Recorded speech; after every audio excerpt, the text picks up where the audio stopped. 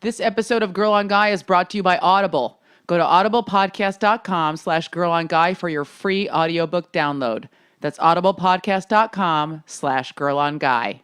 This is Girl on Guy.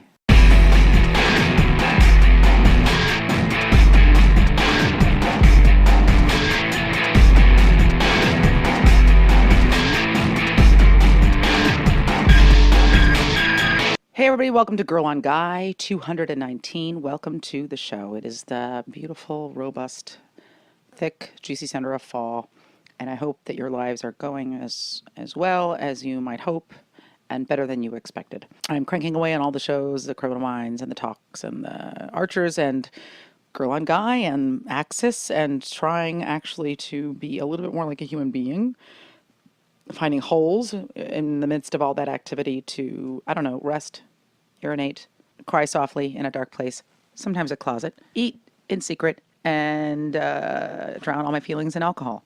So none of those strategies, by the way, are going to solve anybody's problems. Do not emulate me. I am a hot, sprawling mess, but I hope that you are taking care of yourself and having a great time and skipping joyfully through life, which is precious and short and should be, on the whole, filled with french fries, cake, and fun. This episode of Girl on Guy is brought to you by Audible. With an unmatched selection of audiobooks, original audio shows, news, comedy, and more, you can get a free audiobook with a 30-day trial at audible.com/girlonguy. And I recommend lots of books and lots of things and lots of stuff. Here's the thing. I used to read a lot more because I had a lot more free time, so I always had new ideas. But I don't have a million new ideas, just a couple new ideas and one old idea.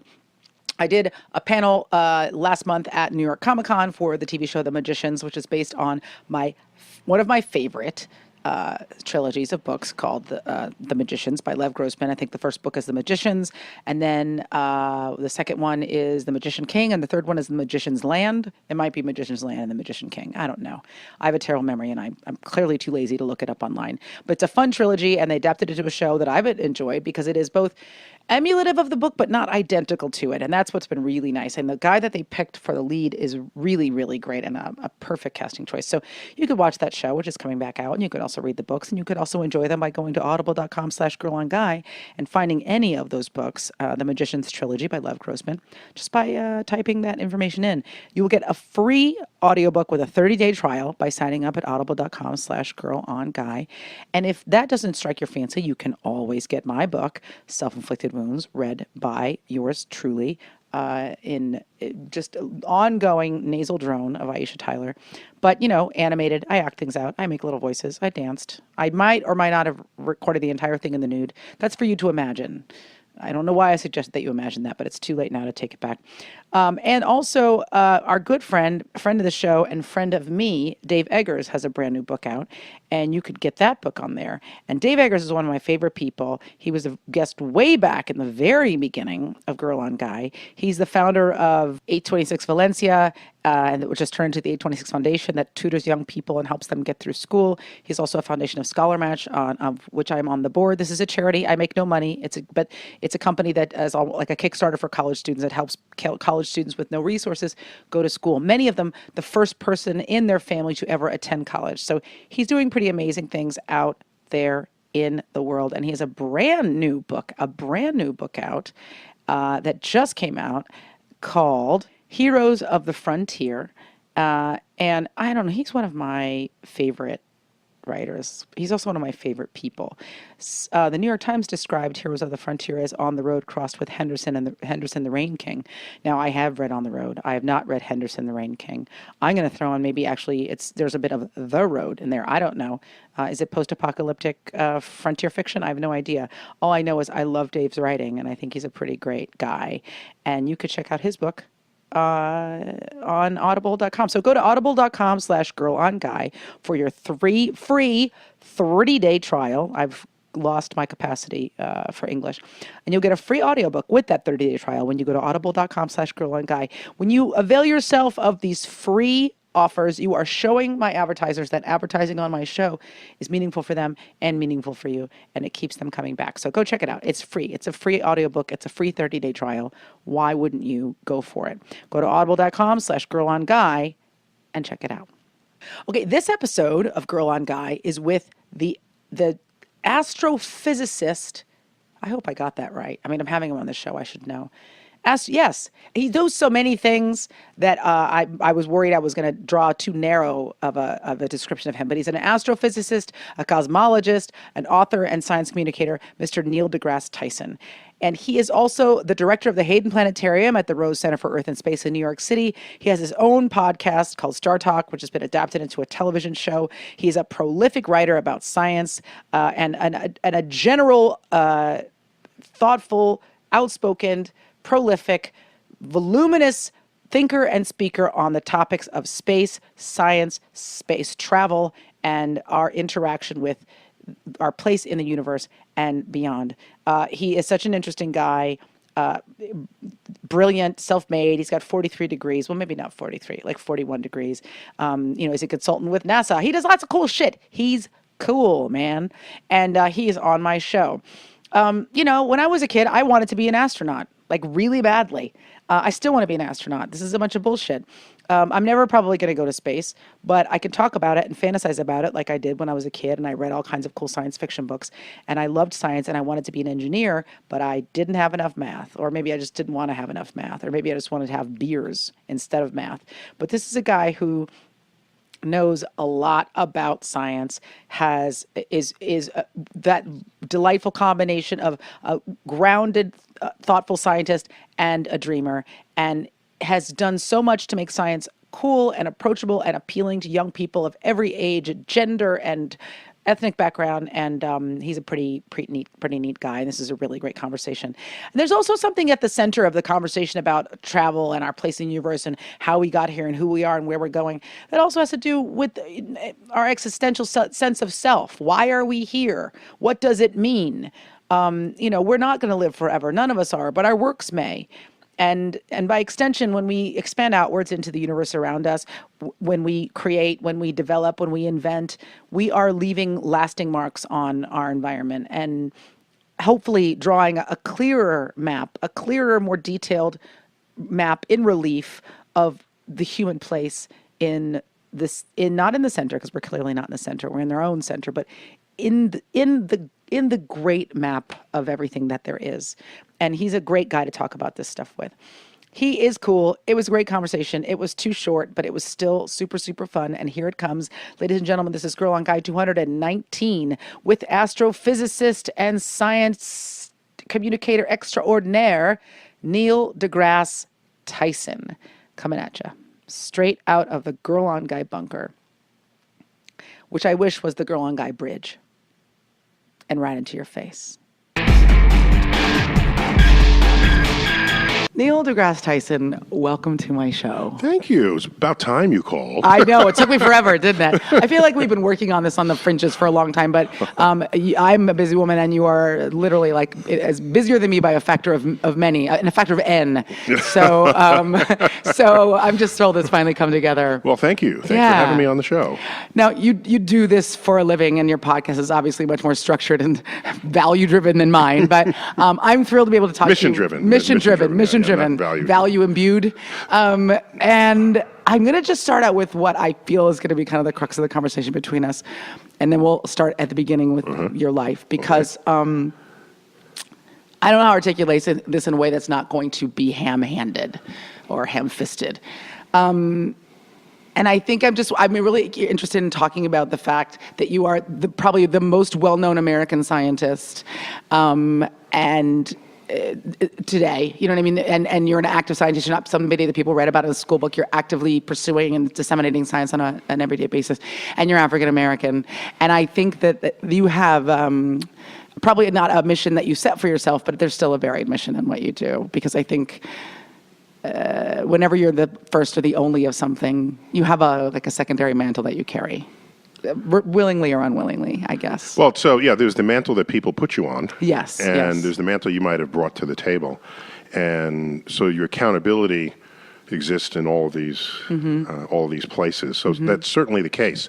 I try not to adopt anybody's claim or anybody's assertion that I should be a role model, only because I think the role model concept is overrated in Right. the following way. If I had required that there be someone who looked like me who came out of the Bronx who was an astrophysicist, for me to have become an astrophysicist, I would have never become an astrophysicist.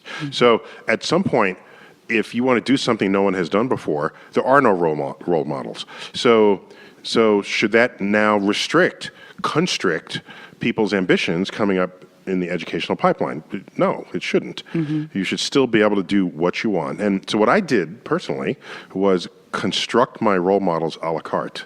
So there are people who had a command of the scientific, command of astrophysics that I really said, boy, if I'm ever a scientist, that's the kind of scientist I want to be. And then someone else who was an educator was brilliant and inspiring and made you smile and made you want to learn more. And I said, what is it that they've got? I want to learn that. If I'm ever an educator, that's the kind of educator I want to be. And you sort of parcel people's talents regardless of what they look like, and you piece it together. Oh, by the way, what you really need in the role model, struggling role model dimension is find the person who actually had to struggle to get out from where they were to whatever they became. Right.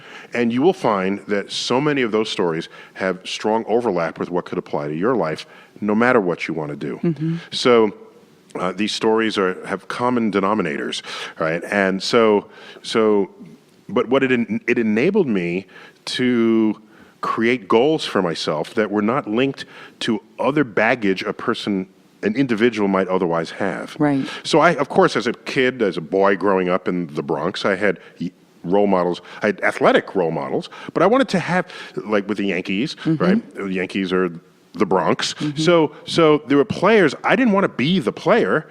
I just wanted to have the talent that the player had. So if the player was later busted for cocaine, people are not going to say, "Oh, are you now going to do?" No, I don't care. No, don't you see what? Okay. Yeah. No, I don't need to have like the whole life's profile. So yes, there are mantles I know that I've been placed on, but I reject ones where they want my entire life story to serve as a model for them. I say, no, you're not getting it. Right. And additionally, in that space of like, here's what we demand of you because we see you as special or in some way unique to your space, that you are obligated to behave these ways to satisfy us, right? So it's basically that's right. It's an expectation to serve other people's needs, not my needs necessarily. And so I've had people contact me and say, "Oh, we want you to donate to this cause, this charity cause." And I'd say, "Well, I feel for this need, but it's not how I've arranged my life." And then they want to make me feel bad for not using my platform to support a worthy cause. Right. And because they had an idea for me that was not my idea for me.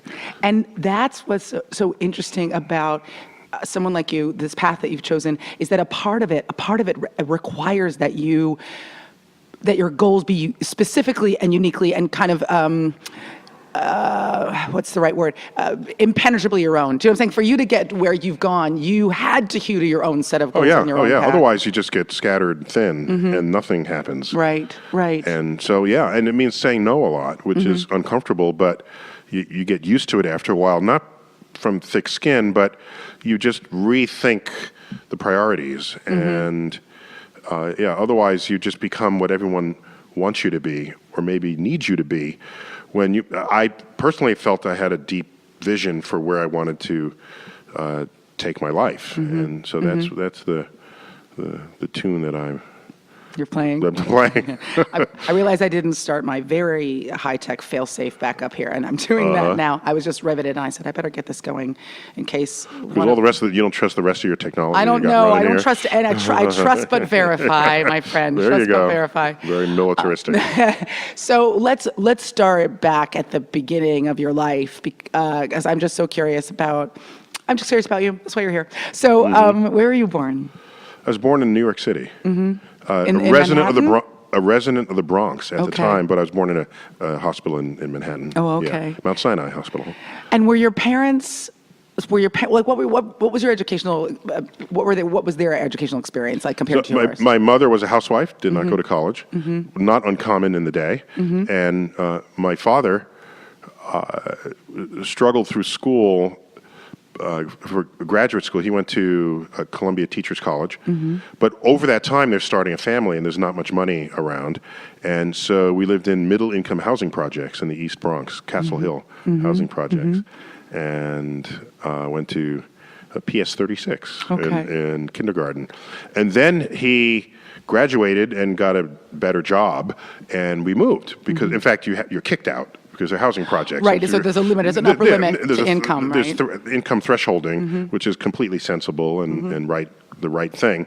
So we moved to Riverdale, which is a fancy part of the Bronx. And so my formative years were spent in Riverdale. In spite of what people would want to be true about me, that I was born a poor black child, and that's not no, I was a middle class. We grew up in an apartment building that had a swimming pool and its winter ice skating rink and a large playground, I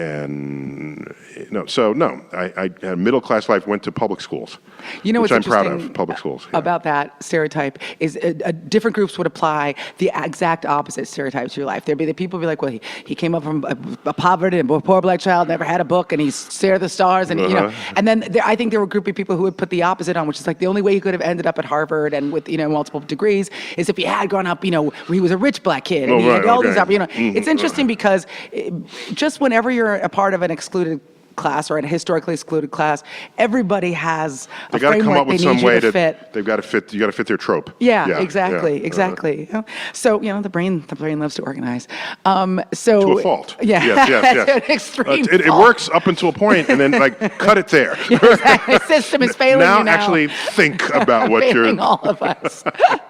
So you went to public schools growing up, and I guess looking back.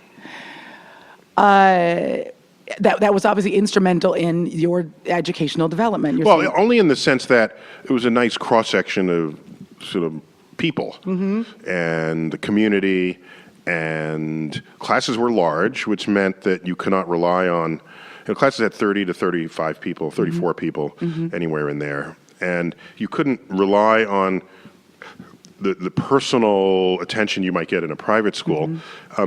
That's not always a good thing, of course, but if you can survive that, then maybe you become a better independent learner, perhaps. Yeah. More self-driven. Yeah, self-driven. If you survive it, and and of course, not everyone gets through that. Maybe people really needed that special attention, but in my case, that was not necessary. Was education? What were the conversations that you had with your parents about education? Were they? So education was everything. Oh my gosh, it was my grandparents, my parents. It was never. There was never. Well, do you want to? Will you go? Are you thinking of going to college? It's like, what college are you going to? So there was never. Just a quick story here. My brother was this is how far back it goes. My brother, older brother, was a member of the James Brown fan club, okay? And he mailed in his $2 or whatever, and he became a member of the James Brown. And do you know the name of his fan club? No. It actually had an official name. It's called the James Brown Don't Be a Dropout fan club. Oh, that's sensational. And just to show you how out of it I was, I did not understand that phrase. Drop out of a window? Drop? What do you mean drop? Drop what? What is it? What does this mean? Right. And because nowhere was there ever the thought that I would drop out of high school or drop out of school. So the phrase drop out used in that context was foreign to me. Right. And it took years for me to finally understand what that was referring to. Right. He was trying to sort of boost the educational initiatives that perhaps the fan base that he was targeting needed. Right. And it's so interesting because that kind of an attitude about school, I had a similar experience where it was never like if I was good. It was where was I going? I mean, it was what school? What school are you going to? Yeah. And I think as a result, because that is your end goal, and not even being an apple polisher, just if that's your goal you have for yourself, then it is about like, how am I going to excel? And how, you can strategize how you can do it and over what pace. And I mean, it can have a profound effect on your life when certain trajectories are already built into your life's expectations. And so that's the aim high concept that I think there's some people. How's that saying go? If you play to win by 1 run, you lose by 2 runs or something. Right. Oh, okay. There's some expression that the coach tells you. Yeah. That would be a baseball analogy. but so yeah, if you aim high, as they say, shoot for the stars, and if you miss, you can just hang out at the moon. Just kick it at the moon for a while. Kick it at the moon for a while. Very scientific. Yeah, exactly. When you were a young kid, because I know like apocrypha or public lore, folklore has you kind of having this eureka, this kind of this crystallization moment where you're like, I'm gonna be a scientist. Was that really how it happened? So it was a little softer than that. So there was my first encounter with an actual night sky. Actually, it was because you grew up in the city. There's no night sky in the city. Yeah, and there's no mystery. There's nothing up there. No, when nothing. You're in a city. There's nothing. Yeah. There's not even haze. Yeah, it's and back then there was also a lot of air pollution. Built. That's how old I am. Apartment buildings burned garbage. Oh my gosh. As a means of disposal of trash, and so there would be soot coming out of not only the smoke from the burning garbage, but soot. Yeah. Soot and ash that would actually land on your clothing. Oh, God. By the time I walked home from school, and you would brush it off your shoulders, and then before you entered. And this was just life. You're not even thinking that that just is. Yeah. It's not. Is this bad? No, it just is. Exactly. Oh, the ash. It's one of the ises of life. Yeah. And so there was air pollution as well as, of course, light pollution. And so you can't see anything. You see the moon, 5 stars, a dozen stars at most. So to go into the Hayden Planetarium, which is the local planetarium to me in New York City, and the lights dim, the stars come out, and it's true. I just thought it was a hoax. Like, how can this possibly be real? This is not that. I'll go along with the hoax, but clearly this is not any universe that ever existed. And so, but to learn that was real was the watershed moment of my life, and the in the sense that I didn't know anything about I wouldn't care about anything until then, and I cared about the universe. And as a kid, you do what feels good. You're not really strategizing yet, and it would take a couple of years. By age 11, before I would recognize that you can make a career of this and become a professional scientist. So from age 11 onward, I would know. I would have the answer to that annoying question that adults ask children. What do you want to do? What do you want to be when you grow up? And I say an astrophysicist. That pretty much shut him up. That's good. That's a good answer. Aunt Matilda's one. No, Aunt Matilda is not the astrophysicist. So it really it gave me certain peace. Quiet time after I said it, because there was never a rebuttal. Right, and also, it's ambitious as hell. It's like, okay, kid, you got it. Yeah, you got it. And I just don't walk really away. even know what that is, but it sounds good. Sounds good. It sounds meaningful. It sounds good. And so this, and there was a friend of mine who owned a pair of binoculars, and in this time he offered to show me the moon through the binoculars. Now, just to show you how citified I was, binoculars, you don't look up with them. You look in windows. It's not we're looking up. Or you take it to a sporting event, and I just never even occurred to me to look up. Yeah. Because there's nothing up there. Yeah. Okay, the moon is there, but I can see the moon. Right. Why do I need binoculars? I got my eyes. And so but you look at the moon through binoculars, oh my gosh. Yeah. There are mountains and valleys and craters and hills. The moon wasn't just bigger, it was better. Yes. Yeah. And I realized if binoculars can do that with the moon, imagine what these big telescopes that you read about can do for the universe. So, yeah, I was hooked. So now I can align my life to make that happen. From age 11 onwards. When did you see an actual night sky without light pollution? Did you go on a field trip?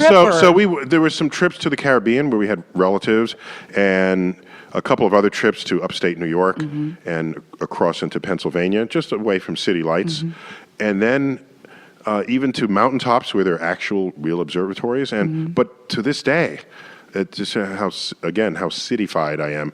To this day, if I go to a mountaintop and look up at the star-studded, unimpeded night sky, my first thought is, hey, that reminds me of the Hayden Planetarium. So I swear it's an embarrassing fact but I confess it, that my reference, my imprinted referent in this is the night sky projected on the dome. And to later on come back and become director of it is a privilege and a huge responsibility. But that hometown kid comes back and is director. It doesn't play as well in the city. Yeah. No one cares. Yeah. I say that to the press. Yeah, okay, go on. What else you got? But in small towns, that matters. You know, someone goes out and they comes back. They don't. I think there are too many other stories people hear in New York that that story doesn't. I don't know. I think it's a large. Okay.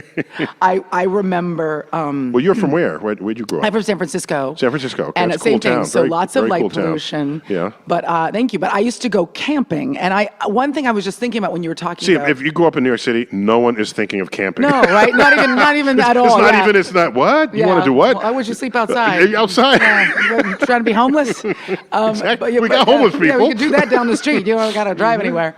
But I was just thinking about the fact that when you really go to a place where there's no light pollution, how much of the universe is visible to just to the naked eye without tools. Like how you can see the streak of the Milky Way, and you can see, like stars upon stars. Like it's that I guess I was going to ask you an existential question, which maybe you couldn't answer when you were 11, but you might be able to answer now, which is, did seeing all of that make you? This is really hippy dippy. It like reforms your sense of yourself, like your sense of yourself as a being when you realize how much stuff is up there. No. No, it didn't. No, it didn't. No. You know what did though? And this is a little obscure, but I'm old enough to remember the assassination of John Kennedy. Just coming into the portfolio of memories that I can retain in my life, and I remembered at the funeral, and he's laid to rest at Arlington Cemetery, and the family is there, and little John, and there was this flame. And the announcer said, "This is an eternal flame." And I said, "Eternal? What? You mean that is going to burn forever?" Now, holding aside, even at age 5, I knew they had to keep adding fuel to this. Yeah, exactly. Wait a minute. So I'll give him that, though. Yeah, all right. yeah. I don't mind knowing that this is not just going to burn forever, eternally. I know you got to refill it, but it was the first time I'd heard the word eternal, and that was difficult for me because that's an unmeasurable quantity of time into the unforeseeably distant future. Right. And then I had a little bit of existential angst. Maybe not so much angst, but curiosity. Yeah. Will I ever come to understand this idea? By the way, it's not natural for humans to have any concept of eternity. Because we're really good at knowing whether something with teeth is going to eat us. All right, you just look at where we evolved. Right, on the in the Serengeti, the plains of Africa. Are we food or are we not? Right. All right. How fast is it running? How fast can I run? We are constrained by the life experience necessary to not die. And eternity never shows up in this, okay? So we have no life experience dealing with eternity. This may be why it took so long for calculus to be invented, because it involves infinities. And where you specify precisely what something infinitely large or infinitely small must be. We're not the first. Modern time is not the first. Well, Isaac Newton and others and Leibniz were not the first to think about this. There's the famous Zeno's paradox. Was it Zeno's paradox? Where, have you heard of it? No, I haven't. I want to get from here to there. Well, first you got to go halfway. Right, and you can. That's. And then the rest you got to go another halfway. Infinitely divisible. And you keep, and then you get another halfway. So the paradox is, if you have to keep going halfway, there's clearly an unlimited number of halfways that you can establish here. And so, therefore, you will never reach your destination. Ooh. But you do. Right. And therein is the paradox. So back then, there was no mathematical tools to understand what it meant to have an infinity of anything. So I'm saying, back to your question, my first thought outside of myself was, how am I going to deal with eternity? Yeah. Yeah. You were a heady kid. But the night sky was like, wow, look at how much there is to know. Right. I want to be a part of that. Yeah. And I mean, I think there are like minds that would see something like that and be, engaged and see possibility, and others that would see it as crushing infinity, smashing me down to a tiny particle of dust, and I am nothing. This is the source of so many religious inspirations. You look up and you see how small you are. You say to yourself, clearly there's something bigger that started this, so that's my answer, and now I can go back to bed. Right. And you're not left dangling there in the uncertainty of the abyss, of the unknowable, of the unknown, unknowable of the cosmos. So religion always had very tidy answers to so much of that. Well, God made it happen. And what happens after death? You would go to Valhalla or to heaven or to whatever is the tradition of your religious training. And so a religion would supply these answers, and therefore people aren't walking around staring. with vertigo. Do you know what I mean? Like, I'm feeling as if they're falling all the time. Right. Yeah, It tidied up the unknowns. And by the way, it didn't matter whether you were monotheistic, well, especially polytheistic. You'd go back to the religions of ancient Rome and ancient Greece. Today we call them mythology, but they were religions. And you would look at a storm coming in from the ocean.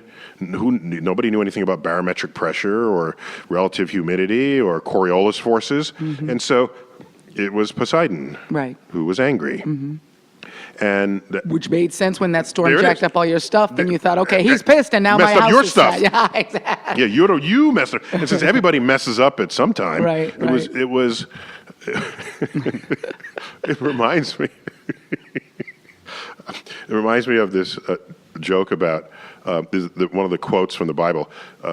Jesus, where they're ready to persecute Mary Magdalene, or I forgot exactly what they were going to do to her, or throw stones at her. And Jesus says, "Whoever among you has never sinned, be the first to throw a stone." Okay. I'm paraphrasing, of course. And then a stone whizzes by Jesus' head towards Mary Magdalene, and he turns around and says, "Ma, I told you not to show up." So maybe there are some people who have never sinned, so that you can't invoke, the punishment for knowing that you sin all the time. So yeah, I think astrophysics especially is we are the gatekeepers of the cosmic perspective. And I don't want to call it a gate because that implies where it's in one place and not to be shared, but we are the holders of this awareness because it is our methods and tools that got us there. And I think more of it needs to be shared, which I try to do in any occasion I have, in books or lectures or interviews. And trying to make this understanding feel more accessible, maybe not more pedestrian, but less remote, less... Yeah, exactly. More accessible. That's all. Yeah. Well, I want to come back to the topic of religion, but I wonder, now you're starting to configure your life around being a scientist, and did you decide at a very early age kind of what that path would be, and not having, you were kind of modeling your path on... I looked at the people who I role modeled for me, and looked at their trajectories, and they majored in physics or math, and at the time my mother frequented bookstores, and back then it's kind of a lost... Some bookstores might still have it, but I don't think it's as big as it used to be. The table of remaindered books. Oh, yes, remaindered books, and it was like a treasure trove. The book costs $1. $1.50. They're just trying to get them the hell out of the store. And my mother would go to these bookstores and find any book she could on math or physics or the universe. And I had a freaking awesome library in middle school. Wow. Middle school. And I would read about math and little brain teasers. And so my parents served my interests without having to tell me what they wanted me to be interested in, which I think is a common force operating. I'm a medical doctor, so will my kids be. I'm an engineer, you're going to be, I'm a military, you're going to... And so true with my brother and my sister, we were allowed to search for our guiding star. Did you like science fiction when you were a kid? No, I didn't. No, I loved it in like movies. Oh yeah, but I never read much science fiction. Yeah. I think because I was lazy. If I'm going to read, it's going to be nonfiction, and then I'm going to be entertained. I'm going to go to a movie, and rather than spend 4 hours or 6 hours reading the book, I can spend an hour and a half or 2 hours watching the movie. Yeah. And then it's over and done with, and I get back to my nonfiction reading. So, no, I love a good science fiction storytelling, especially so much of the greatest science fiction takes place in space or in the future where technology has transformed civilization in ways that what I'm studying or the community of knowledge that I'm entering, the science, technology, engineering, and math fields, will be making that future. And a lot of my early formative years were in the 60s. We're going to the moon, as turbulent as that decade was, with assassinations and campus unrest and the hot war and a cold war and the civil rights movement. We were going to the moon, and that was deeply known within our culture. And the World's Fair in New York was not. Well, it was all about the future, but you can ask, what does it come from? It emanated from the dreams of that decade. The Great World's Fair of 1964 and 65. That's what people remember. There are other pavilions there, but the ones people remembered most, the monorail, the things that was, wow. Right. Yeah, the future is in reach. And science matters. Yeah. To enable that future. I think lately people have gotten a little complacent. Well, I was going to ask you, this is kind of off-piste, but I feel like, obviously, in a lot, I just I'm sorry, I'm dancing around to a lot of No, it's good. different- This is the show. That's the show, okay. This is exactly the show. That, I from what I understand, I might be getting this wrong, like you've been a science advisor to lots of different programs, and you've been involved in some way with the space program. Yeah. I've had appointments. Yeah. Tours of duty in Washington. Exactly. In the service of our government. Trenches. In the service of our government, yes. What's interesting to me now is how deeply integrated science is in our everyday lives. Like, in the sense of, like, I remember my first computer. It was a Mac Plus. If I was writing a paper, I had to cycle my 3.5-inch floppy disks, take the disk out that ran the software to put the disk in that would save my paper. And it would go into memory in order to do that. Yes, and I would kind of sit there cycling these things through like a juggling, like I was a juggler. For the younger members of your listening audience, that was before there was such a thing as a hard drive. Yes, exactly. For the personal computer. And, yes. And literally the computing power of my phone is like 17,000 of those computers now. Yes, or more. More. Yes. Oh, by the way, just to be clear, those discs had a rigid cover to them. Yeah. But the disc inside was actually flexible. Right. And the discs used for the IBM PCs were 5.25 inch, and they were flexible. And so that's why we use the word hard for hard drive. Many people don't know that. Just because that's the only kind of drive you know. Exactly. The hard drive. That's just the name. It's just a drive. Right. You can call it a drive. Give you permission. Just call it the drive now. Drive, yeah. It was distinguished from the flexible drives, the floppy disks. Right. In the day. Yeah. And so like the idea now that like we are this kind of frog in slowly warming water where we're just so immersed in technology, it infuses so much of our lives now. And yet like I think about like something like, Elon Musk and the Tesla and, X space and all this stuff. SpaceX. Yeah. Sorry, I got that wrong. Yeah, that's what the dyslexic. SpaceX, exactly. X-Space. Yeah, X-Space is a club downtown that I've been frequenting. That'd be It'd be a cool club, right? Yeah, super cool. But like, in a lot of ways, when the time you're talking about travel to space was something that was infusing everybody with this kind of concept of hope and of like these great kind of technological leaps forward that were going to advance the human race. Whereas now we're so glib about technology, but it feels like we've almost abandoned the space program. I watched a documentary that was saying we spent like a tenth on NASA that we spent like, let's say, 10 or 15 years ago. No, relative to the total budget. Okay. The fraction has dropped, right? Okay. So in the 1960s, it peaked a couple of years before we landed on the moon because NASA was still building the infrastructure that would enable it. And we were, the country was committing 4% of your tax dollar to it. So it's still only 4 pennies on the tax dollar. Right now it's less than 1/2 of 1 penny. So yeah, it's a fraction of the nation's commitment to that enterprise. But let's be honest with ourselves, back then we'd like to remember it as being a time of exploration and discovery, but we went to the moon because we were lethal enemies with the Russians. Yeah, we're just trying to beat them and get, Just trying to beat them. And that's why nobody who went to the moon was a scientist until the last moon mission, and there was one scientist. And then we never went back to the moon again. Just to be clear about what the priorities were. What? There's a new moon mission now, right? Is that still in play? That we're going to go to the moon now and make that like kind of a deep space way station? I don't know what has been settled on.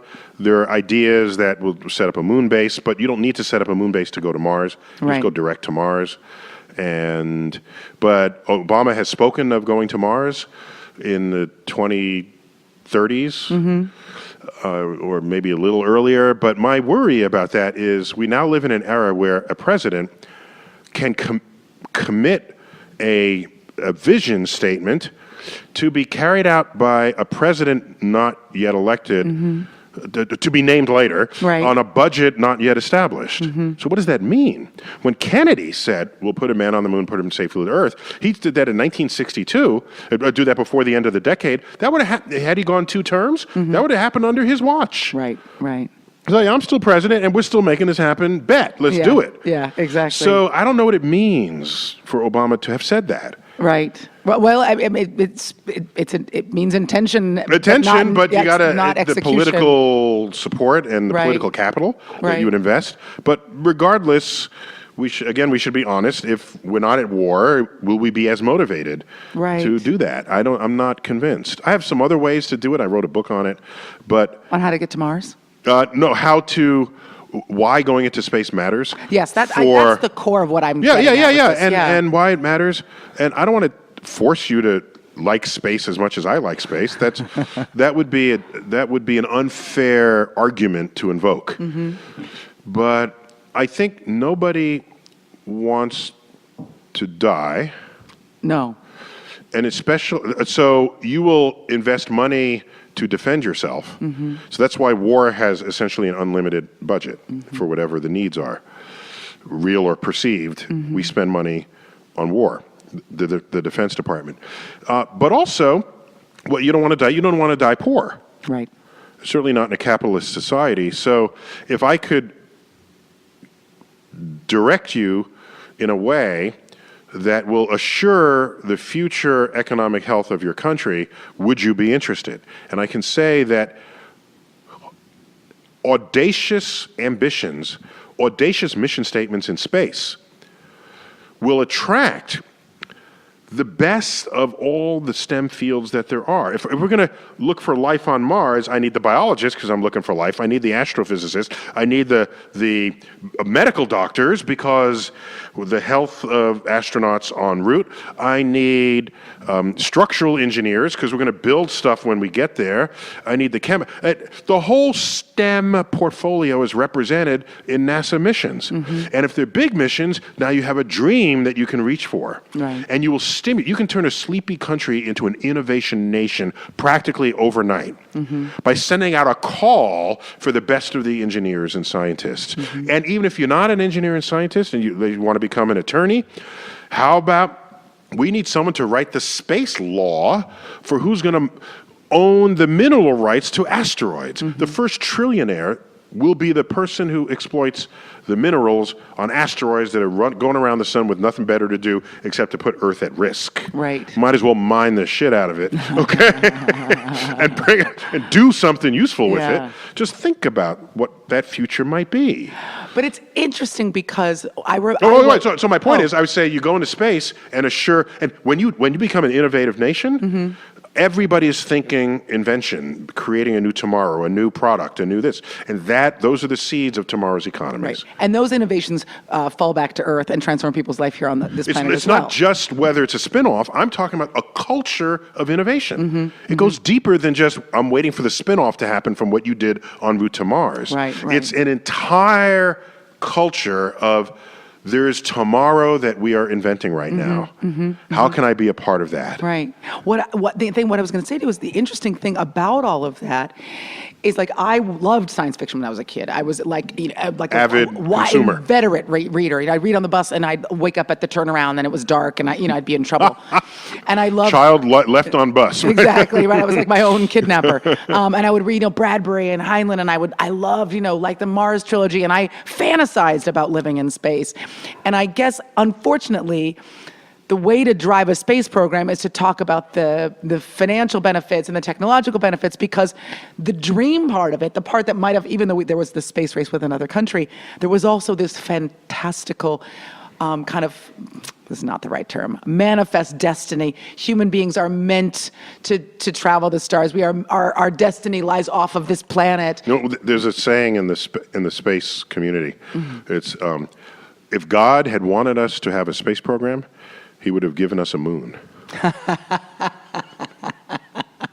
Oh, okay. We have a moon. We have a moon. Oh, wait a minute. Okay, let's get on it. Right, exactly. We got it. Right. And the innate curiosity, the innate need of the human animal to understand. All that innate stuff and all that lofty talk. This is why I spent a whole book analyzing.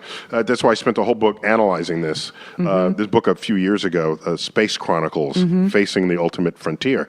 So in there, I just simply make the simple case that if you can gather enough money to send humans to Mars, because everybody in that moment is feeling it, feeling that I want to explore. Okay, fine. Now watch what happens. It takes many years to assemble the total funding to go to Mars, because you can't get all that in one budget cycle, and it takes many years to conduct the missions.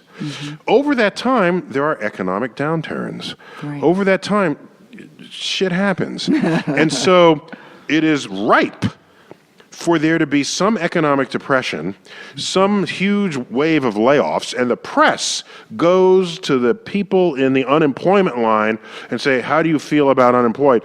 While we have astronauts going to Mars. Right. And I say, I can't feed my family. Why the hell are we going to Mars? Right. So, I studied this, and I found that there are only 3 drivers that can survive these up and downturns, cultural and economic ups and downturns. One of them is the praise of royalty and deity, so the praise of gods. That worked every time historically. But now you don't have nations led by the praise of gods, like exalted or kings. Figures who have been ordained by God. Doesn't happen anymore. Yes, exactly. Nobody's building pyramids to anybody anymore. Right. Yeah. And there is no crusades in the name of God or your version of a god. Right. That doesn't happen anymore. So that used to drive huge resources, but no longer. War has always driven resources, and that works whether or not you're in a depression. And we already mentioned that. The third one is the promise of economic return. That works even when you're in a downturn. Yeah. Because we say we need to do this so that we can reboost the economy. This is going to pay. So I'm being very practical about this and saying I think exploration of space is a force of nature in driving our economy. And if you also want to do it for the reasons that I would do it, for exploration, why you read science fiction, because it's a tomorrow that's being imagined, welcome aboard. Yeah. But at the end of the day, for it to survive, the risks of the ups and downs of life in society, you can't just say, let's do it because it's fun. Because it's cool. Because it's cool. Yeah. You can't say it. It's not going to survive it. I want to come back to kind of the concept of manifest destiny, human manifest destiny. It's not the right phrase. I get it, guys. Don't write in.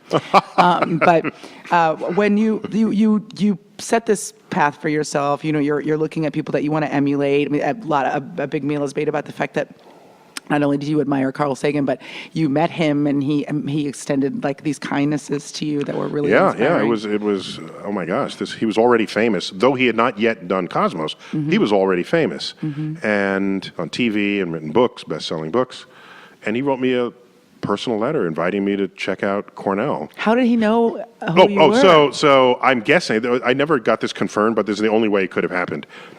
My application to college in particular, the one that went to Cornell, but they all would have smelled this way, was dripping with the universe, because I'd known since age 9 of this interest. And all of my life's activities had aligned in this way. A member of the amateur astronomy club, the math team, this sort of thing. I am certain that, highly likely that the admissions office, after they admitted me, sent my application to him to get him to encourage me to attend. Okay, yeah. So I think he was on task, but still he didn't have to do it. And Right, right. the letter was heartfelt. Yeah. And would have been, I imagine, dazzling when it arrived. Well, so here's what happened. So Seth MacFarlane bought Carl Sagan's papers, donated them to the Library of Congress. Oh, wow. And the Library of Congress had a display of his papers, which included correspondence between him and me. Wow. When I wrote back to him and said, no, I didn't ultimately go to Cornell, the reason why I didn't choose Cornell, in spite of this very warm invitation, was I didn't want the primary reason for me to attend a college to be a single person. Right. I wanted a greater baseline of who I could work with. Plus, suppose he leaves Cornell, and then I'm left at Cornell and not. They're stuck up in upstate New York, stuck in Ithaca. Not that they didn't have an excellent astronomy department and astrophysics department, but I chose a place with a much broader baseline of scientific talent that would give me more options. I wouldn't have to commit to one topic or another. So yeah, that happened. That actually happened in my life. And since then, I've had a sort of personal obligation, duty, to serve the curiosities of other students who have shown interest in my field the way Carl Sagan had shown to me. And I was nobody, age 17. Right, yeah. Yeah. That's, I mean, it's I didn't write to him. Yeah. He wrote to it. That's what I'm saying. Unbidden, like an unbidden letter from your hero. Exactly. Yeah, and it must have been like getting the golden Willy Wonka the ticket golden to the chocolate factory. Charlie. The golden ticket. Right, exactly. Like, trying to sleep with it under your pillow, You went to Harvard. Yes, majored in physics at Harvard. And Harvard is in a city, it's in Boston, so it might not Cambridge, have felt... yeah. Yeah, I'm in Cambridge, but, for all intents and purposes... It's urban. Greater Boston, it's an urban school. So I imagine that might not have felt like a big culture shock to you, but... Because we had similar but not the same experiences, and then I went to an Ivy League school, I went to Dartmouth, I do remember it feeling still like feeling dramatic cultural differences, and I wonder if when you went to Harvard, it felt familiar to you, or it was disorienting at first, because Ivy Leagues have a very special culture, mainly because they're fed by, for the most part, 9 private schools on the East Coast. Correct. I didn't care about the Harvard culture. You know how I chose Harvard? I want to tell you how I did it. At the time in high school, and by the way, not many people know this little bit, but I'm going to lay it out right here. So I subscribed to Scientific American while a high school student, and I had several years of it. My favorite part was a section called About the Authors. And I would read their articles, because Scientific American is written by scientists, not by journalists. So I'd read their articles. I'd read the articles on the topics that I was interested in, so the math and physics articles. And every article in the About the Author, every About the Author write-up would list where they went to college, where they got their master's, where they got their PhD, and where they were on the faculty. So in principle, these are 4 different institutions that are touched by their experience. Okay, so I gathered all those articles and I made a checklist of all the schools that had admitted me, which of these authors went there as an undergraduate, graduate school, PhD, or was on the faculty. And when I made that list, Harvard blew away every other school that I had applied to and was admitted to. And I said, well, this is the decision right here. Yeah. And that decision, by the way, had nothing to do with what people otherwise think of as the legacy of highly selective schools. I knew I wanted astrophysics, and I was going to pursue it at a place where astrophysics mattered. If my life was going to track the life of these accomplished scientists who were invited to write for Scientific American. So I get to Harvard, and there's the Center for Astrophysics, and I move to the dorm that's nearest the Center for Astrophysics, and I don't care about the Ivy, I don't care about the Harvard-Yale game, I don't care what prep schools people went to. Yeah. None of that. And I had attended the Bronx High School of Science, so being immersed in geekdom was something that I cherished and celebrated. And so the culture shock for me at Harvard was being around such a consistently talented set of people.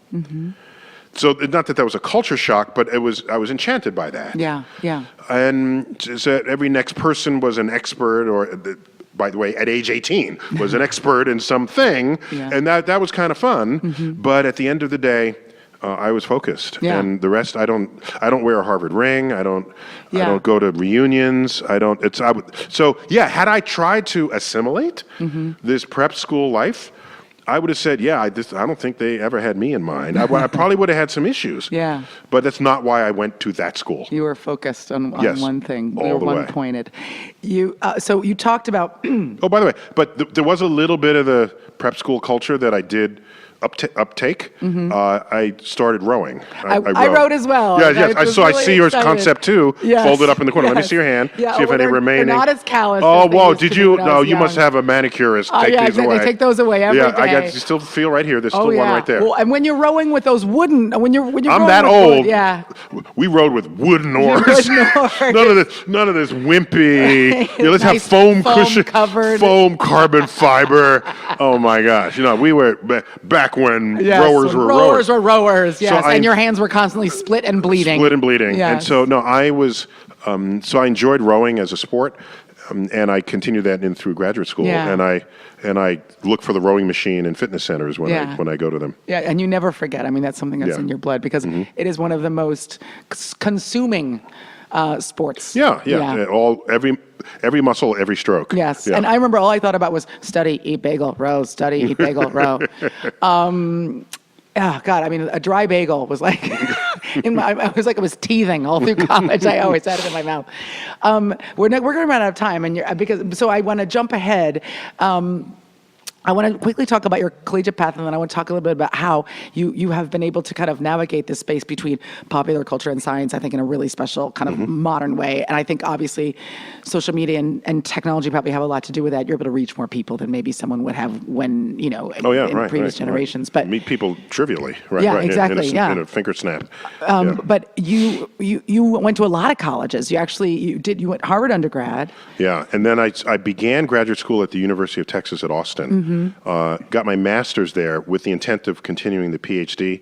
Didn't work out with my advisor. And, in graduate school, it's not just how well you do in a class. It's, are there people you can work with, who you can engage in research projects with? If that doesn't work out, it just doesn't work out. So it didn't work out for me. Were there creative differences? Did you not feel that mysterious, we parted for creative. I would say that I didn't fit their mold or expectation of what a graduate student is or should have been. Interesting. Because you're so one-pointed that when I read that about you, because I did read a little bit about you, because you're a scientist, so I need to not sound totally stupid. I thought, it's interesting that someone this one-pointed, this focused, this accomplished, at some point abandoned their PhD track at a school. You know what I mean? Like, decided to do it somewhere else. Yeah, that's right. There was we had a disagreement about my future promise and performance as a scientist. And so... Well, they can suck it now. Well, no, I know. Well, stop. So I don't even blame them, in the sense that they had an understanding of they had an understanding of the profile of a graduate student who would then become successful. And in many ways, I did not fit that profile. So I transferred graduate studies to Columbia, in New York, Columbia University, got my PhD there.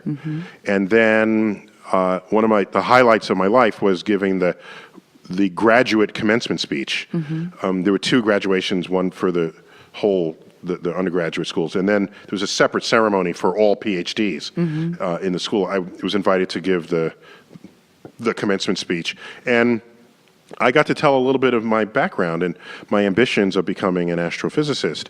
And so for anyone to say, oh, it looks like you're not going to make it, so let's just, can you think of something else to do? You have no idea the depths of my energy reserves for this.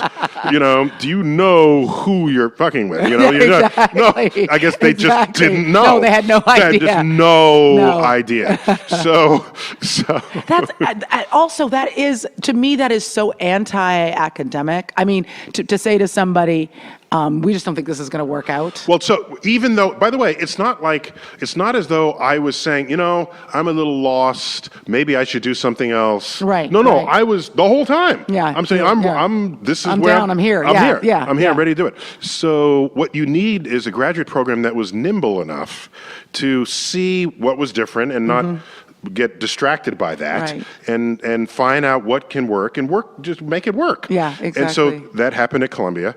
I from there postdoced, a postdoctoral research fellowship at Princeton, and while at Princeton, I did that, and then I stayed on at Princeton as visiting faculty, because right at that point, the American Museum of Natural History was looking to do something with the astrophysics group, well, the planetarium, the whole universe part of the American Museum of Natural History. So I came on as an advisor and ultimately became director and the first chairman of a newly formed astrophysics department.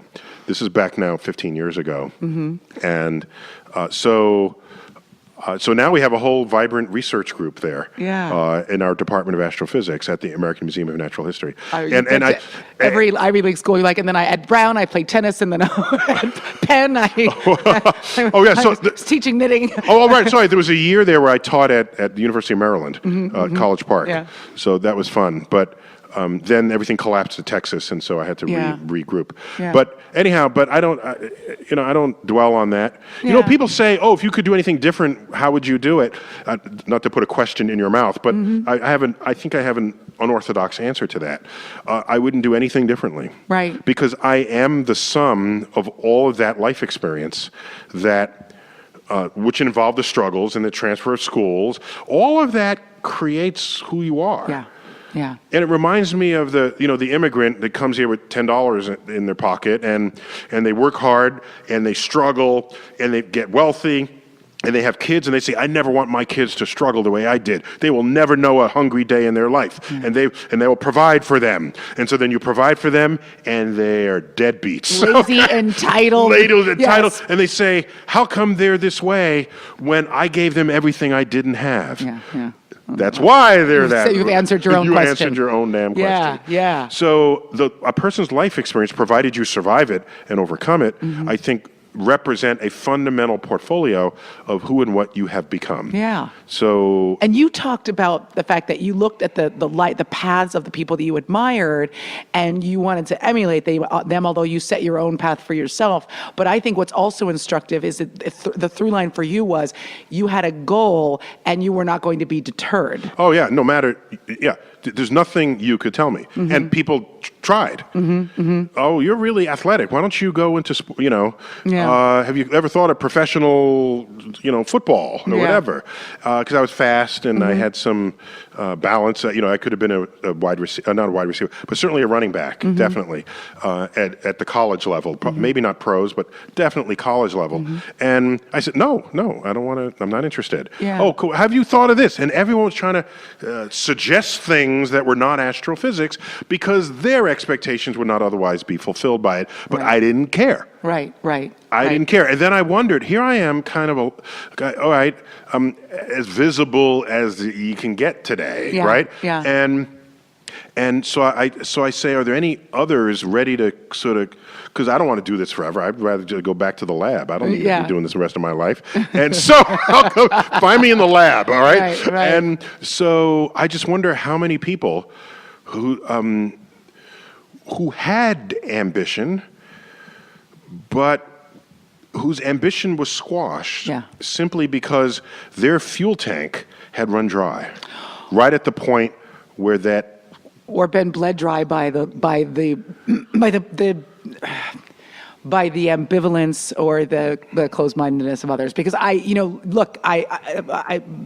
sure that there were people for whom you didn't look like any astrophysicist that they knew. And so they thought, hey, this isn't going to work out for you because it's never worked out for anybody else. I mean, that's how we started this conversation. And I guess fortunately for me, I was in my own little world. Mm-hmm. And all of the naysayers and at the time, there's what do they call the microaggressions, which were continuous in the 60s. I liked fancy watches. I walked dogs for a living in the glory days of dog walking, where you didn't have to clean up after their poop. Pre-pooper scooper laws.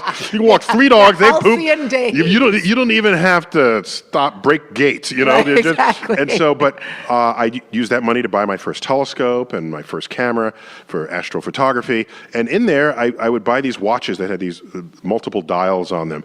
Well, I don't know why I cared that my watch had a tachometer and time in 17 countries, but Science-y. it was sciencey. It was a machine, a tiny machine. And one time I bought one of these watches and the sweep second hand had fallen off. I don't know if anyone knows what a sweep second hand is anymore. It's the thing that turns once a minute, okay? And counts seconds on an analog clock. So it had popped off inside the dial. So I went to a nearby jeweler, and I'm 15 or something at this time. And said, can you put this back on? And by the way, I bought this watch at Macy's, right? And a mall at Macy's. And the jeweler says, this watch is stolen. We're not going to touch it. I said, stolen? What? And I wondered, how would he know that? And Right. was there a stolen shipment of watches that were taken to Macy's? Right, right. And then I realized, he doesn't, why would I own that watch? Yeah. Unless it was stolen in his mind. Right. It's some black kid with a fancy watch. Yeah. And so I didn't realize until later that is what was going on in that conversation. But if I let any of that affect me, I'd be dead today. So I was in my own cosmic world, thankfully. And the paths of the people that are coming behind you, whether scientific or not, I think can be informed by that singular kind of perspective, which is microaggressions are no, obstacles are no, positive or negative perceptions are no. They cannot and should not inform your path. And they will not. Yes. That's correct. Yeah. And it takes, you need some level of thick skin, but for me, it wasn't thick skin. It's just that I didn't care. Is there a word for that? I don't know. Right. What kind of skin is it where you just don't care? I just don't care. Not give a fuckness. It's a scientific Not give a fuckitude. We should trademark that. I'm going to lose you, so I want to ask you one last question, Sure. and then we'll do we do a little coda for the show. It's a 2-part question. So we'll try to answer it quickly. But the first thing is, how do you feel about the state of science right now? Are you hopeful? I'm hopeful. Let me answer a slightly different question. What do I think is the future of science in America, where fluency in science, literacy in science, will make the difference between whether we are economically competitive or not, or whether we become good or bad shepherds of the earth that is sustaining us. So by my read, it's a little bit anecdotal, but I think there's enough evidence there for me to say it with confidence, that the generation of people who are 30 and under, they grew up with the smartphone. They know that this device in their hand is giving them information from around the world, beaming off of GPS satellites, giving them directions. They know firsthand what role science and technology, engineering and math are playing in their lives. And their heroes are geeks, not corporate magnates, not politicians, and our patron saint of geeks is Bill Gates, who's the richest man in the world. You put all this together, and you realize that the future of the United States, I think, has a very different future than the one that you see percolating among those in charge. Right. Because 30 and under, they're not yet old enough to run for the Senate or to become president or to be CEO or to be on corporate boards that actually define the future of a nation. But give them a few years. These are the people who go to Comic-Con in the drove. Comic-Con used to have 10,000 people. Now there are hundreds of thousands of people in multiple Comic-Cons across the country. Right. And every one of them knows the difference between fantasy and fact. Right. Every last one of them. And there are no judgments. Yeah. Excuse me. There are judgments just whether your costume is Right, accurate. exactly. But if you're a little overweight, you stutter, you're a little awkward conversationally, there are no judgments. Right. But it is literally, I mean, having been the kid who played alone for most of my childhood, what is so amazing about Comic-Con is that it's just a collection of all kids who played alone Yes. finally playing together. Because we found the internet enabled a community of people to rise up from the turf who were otherwise alone, and now they can play together. And like I said, there's no judgments. Yeah. So it's not how beautiful you are or how socialized you are, how cool you or are. how cool you are. And so I think that is the future. And if that's the future, we will have a scientifically informed governance of this country, which is what we desperately need, because that is the difference between surviving in the 21st century and not. Yes, also, or maybe between surviving in the 21st century or drowning under the melted ice caps. Yes, because we're exactly. denying. We have people in government who deny science. Right, on and an that's, everyday I think, I don't blame them explicitly. I think there are failures in our educational system such that would even be an accepted thing. That it would even be okay. That they even get to that point.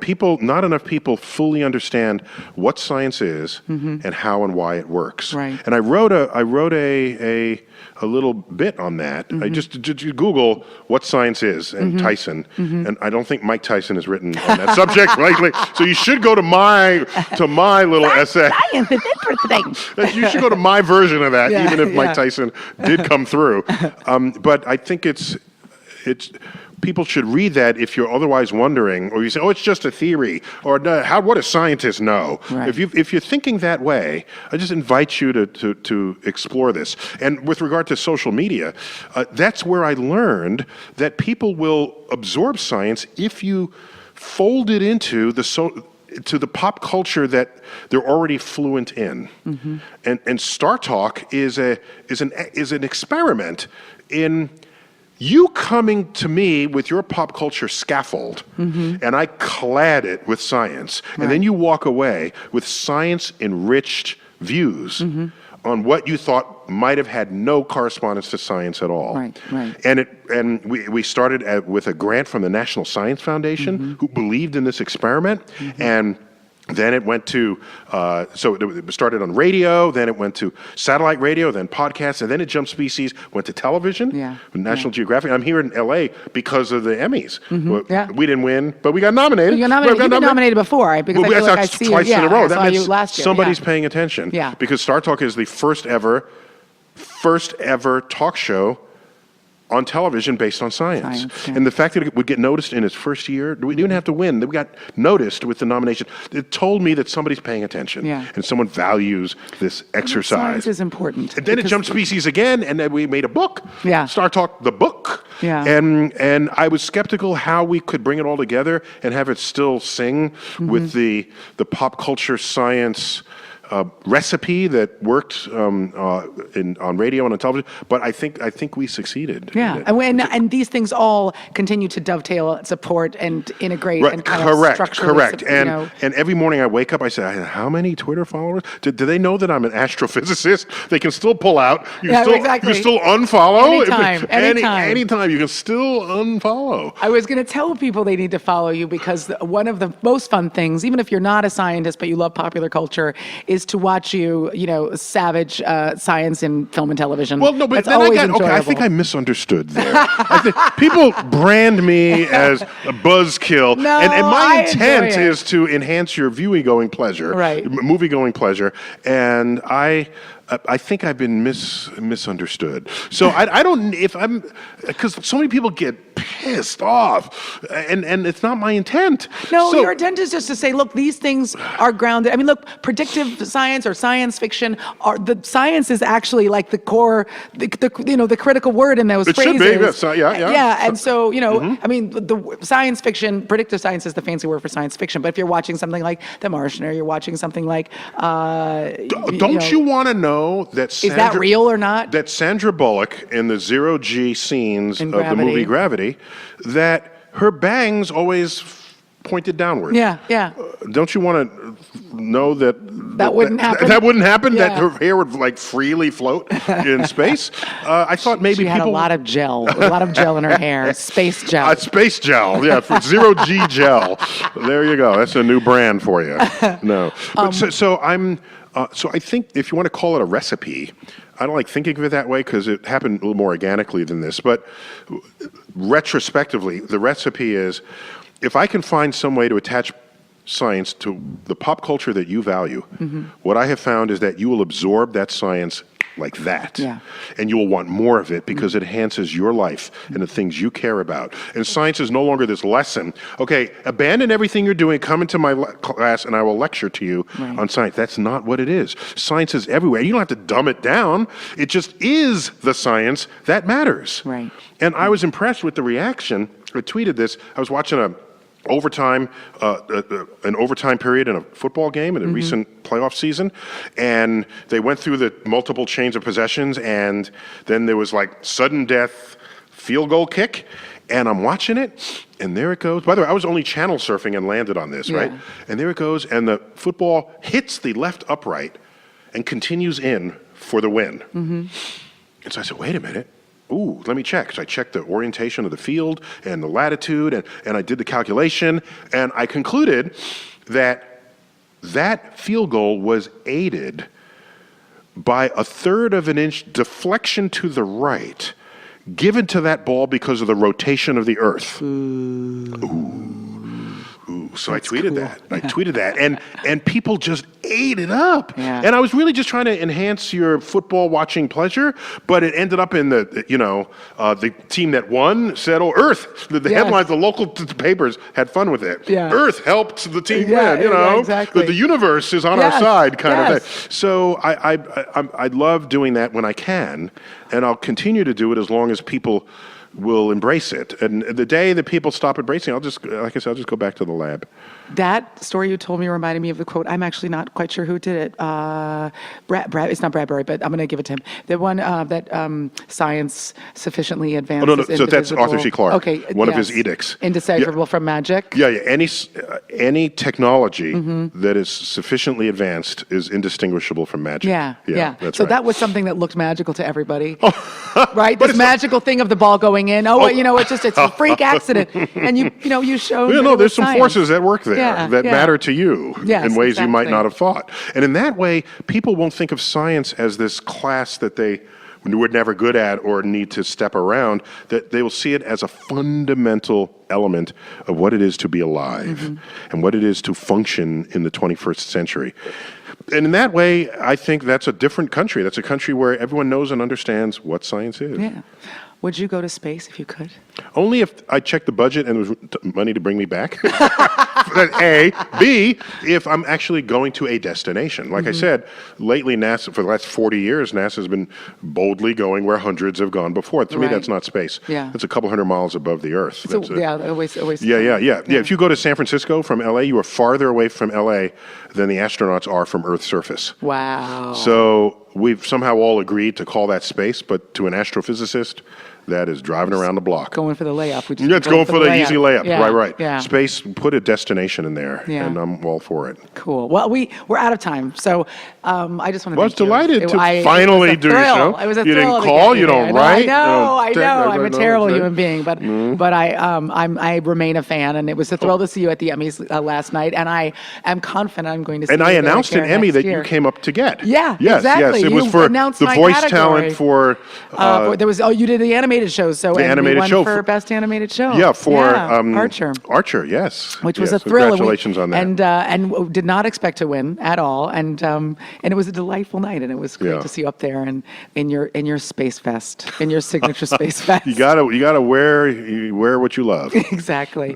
Thank you so much for your time. Thanks it was for a having joy. me. Thank you. Yay. Well, that was my cool conversation with Neil deGrasse Tyson, who I've been hoping to get on the show for a long time, and I finally did it. And, I think he's doing some pretty cool work. I know I'm not the only person that thinks that, but, I don't know. Science and STEM studies need to be cool. And they were cool when I was a kid, and they need to be made cool again. I think so much of what people are focused on now is minutia, meaningless crap, the internet, some stupid fucking video where your face looks like a bunny rabbit. We got to be making shit, man. We got to be doing shit. Science, in my opinion, and I know I'm not a Luddite here. I do think that science on the whole, for the most part, with some big gaps, some big divots, has made our lives better in so many ways. And I know for me, because I get to make this show and I get to make movies and I get to make music videos and I get to create, science has directly impacted my ability to be a better and more productive artist. So I love science. I believe in science, and I hope you do too. Because global warming is real, motherfucker. You better roll up your pants. This has been Girl and Guy. You guys are the greatest. You know what to do. Come say hi to me online. Come send me a question for the All Listener Question Show. That is coming, and it is coming soon. It is never too early, but it will soon be too late for you to ask me a question for the All Listener Question Show. Ask me a question about science. Ask me a question about science fiction. Ask me a question about Star Trek. I can answer them all. Maybe not right, maybe not properly, but with some Googling, appropriately enough for you. Come say hi to me. Get your question on the show. There are only a few episodes left in this year, and now is the time for you to connect with the podcast that you love so much. Come subscribe. Get your app. As you know, the last 10 episodes of Girl and Guy will always be free, but if you want to have access to the previous catalog, you do need to get the app and you do need to subscribe. It's paltry pennies a month for access to almost 300 back episodes. So if you are missing Girl and Guy, or you are just starting now and you want to go back to the beginning, that's the way to do it. And as you know, I cover most of the nut for the show out of my pocket. So putting a little bit of it behind a paid subscription wall was a way to cover the nut of this show, cover all the costs it takes to keep it online, pay for servers, pay for syndication, all those things. 79 cents a month gets you access to 300 back episodes of Girl and Guy. So I encourage you to subscribe and rep the show in style. You guys are the greatest. You are my army. You are brilliant. You are scientific. You are incisive. You are thoughtful. And you are legion. And I will talk to you on the next one. Live long and prosper. Girl on Guy is a production of Hot Machine. Blowing shit up since 2009.